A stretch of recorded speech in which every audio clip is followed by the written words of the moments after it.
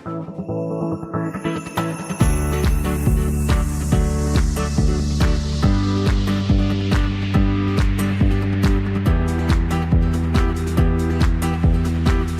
Timur merupakan provinsi yang 28,33% wilayahnya terdiri dari kawasan hutan.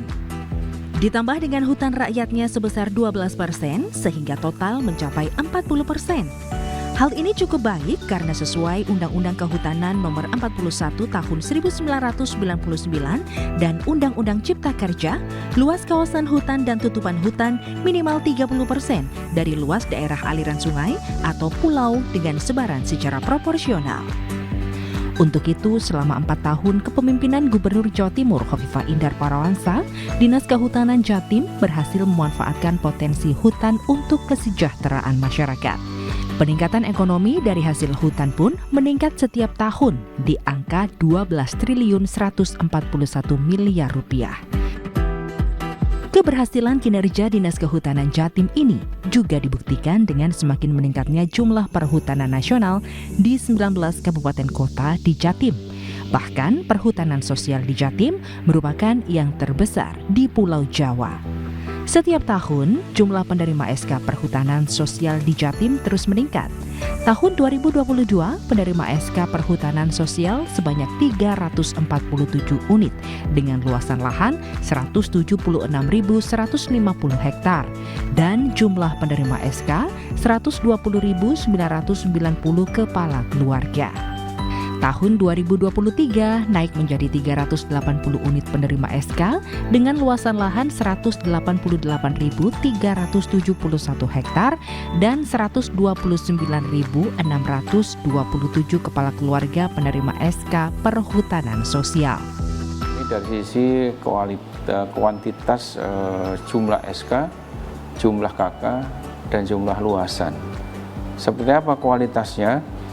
Kualitas di area perhutanan sosial itu diukur dari grid atau klaster dari masing-masing kelompok usaha perhutanan sosial.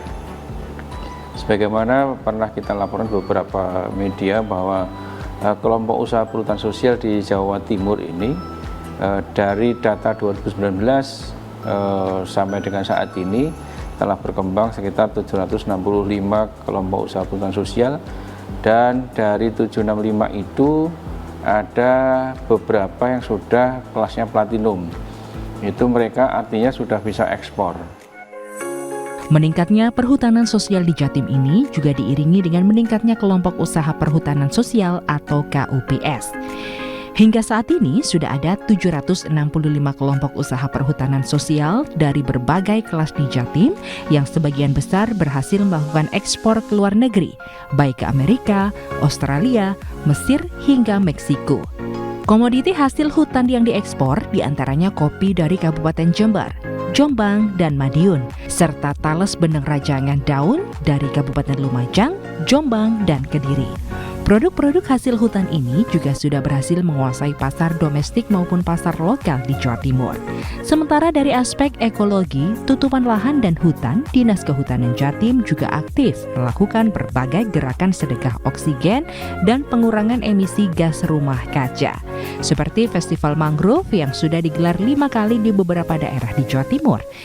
Ini dengan berbagai gerakan, dengan berbagai inisiatif inovatif dari Ibu Gubernur, diantaranya melalui sedekah oksigen, melalui pengurangan emisi gas rumah kaca. Ini menjadi etalase kinerja utama dari penyelenggaraan urusan kehutanan yang merupakan inisiasi inovasi dari Ibu Gubernur. Di antaranya bahwa untuk dalam rangka mendukung tutupan lahan dan hutan, konsep sedekah oksigen itu diterjemahkan oleh beliau bahwa setiap hari tiada hari tanpa menanam.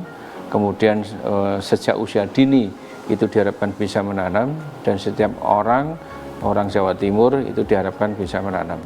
Selain hutan sosial, Dinas Kehutanan Jatim juga terus memaksimalkan potensi hutan sebagai tempat wisata alam. Salah satu wisata alam yang dikelola Dinas Kehutanan Jatim yakni wisata alam Tahura Raden Suryo yang merupakan kawasan konservasi. Di tempat ini ada berbagai macam flora dan fauna endemik seperti elang Jawa dan macan tutul, serta pemandian air panas, cangar, air terjun, bumi perkemahan, dan pendakian Arjuno Welirang. Ayul Andi, Agassi Lasura, JTV.